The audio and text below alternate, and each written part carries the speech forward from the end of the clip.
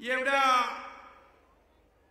मोठ्या संख्येने आपण आल्याबद्दल खरं म्हणजे शिवसंकल्प हा लोकसभा निवडणुकीची खऱ्या अर्थाने ही आपण एक तयारी म्हणूया।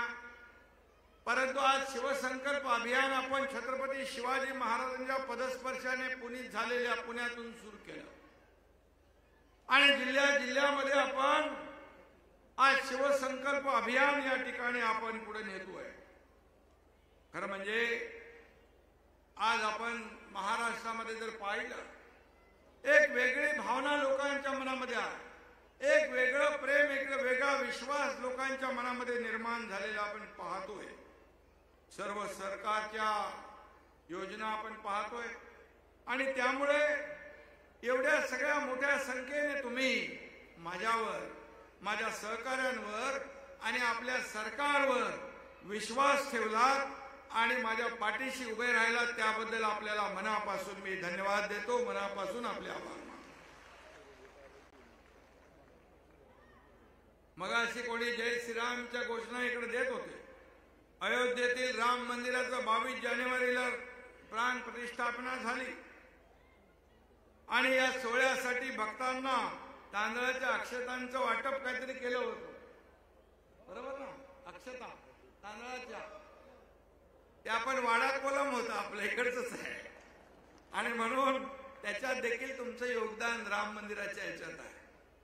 आज त्याला लाकूड गेलेलं आपल्या चंद्रपूर मधून गेलेलं आहे, हे मोठं योगदान आहे। त्या काळामध्ये आपण पाहिलेलं आहे बाळासाहेबांचं योगदान, बाळासाहेबांचं ज्या राम मंदिराशी असलेला जिव्हाळा। ठाण्यामधून धर्मवीर आनंद दिघे साहेबांनी त्या काळात 400 चांदीची वीट दिली होती, त्यामुळे ठाणं तेव्हा एकच होतं आणि धर्मवीर आनंद दिघे साहेबांचा पालघर जिल्ह्यावर देखील, म्हणजे अख्ख्या ठाणे जिल्हा म्हणजे पालघरी होता त्यावेळेस।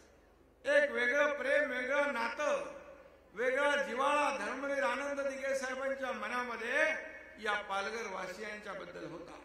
आपण सिनेमामध्ये पाहिलं असेल की पालघर जिल्ह्यातल्या गावागावामध्ये दिघे साहेबांनी पायाला भिंगरी लावून संघटना वाढवली, मोठी केली आणि म्हणून आज आपण पाहतोय की ठाणे आणि पालघर जिल्हा दोन असले तरी सुद्धा त्याची नाळ एकच आहे, शिवसेनेची जुळलेली आहे, शिवसेनेची जुळलेली आहे। आणि म्हणून खरं म्हणजे मगाशी म्हणालो वाडा कोलम, अशाच पद्धतीने लोकसभेच्या विजयाच्या अक्षताई महायुतीच्याच मांडवामध्ये पडल्या पाहिजेत, असा शिवसंकल्प करण्यासाठी आज आपण इथे जमलेलो आहोत। आज आपला शिवसंकल्प आहे शिवसेना मजबूत करण्याचा, शिवसेना वाढवण्याचा।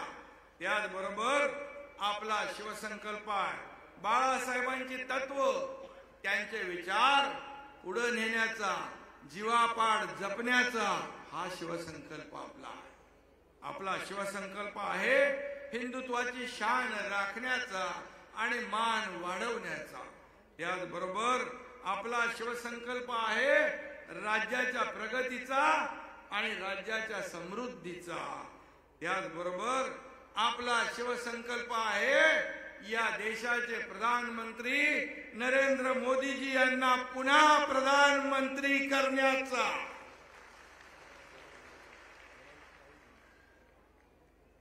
आपला शिवसंकल्प आहे तो विरोधकांना चारी मुंड्या चीत करण्याचा आणि म्हणून आज आपण इकडे जमलेलो आहोत।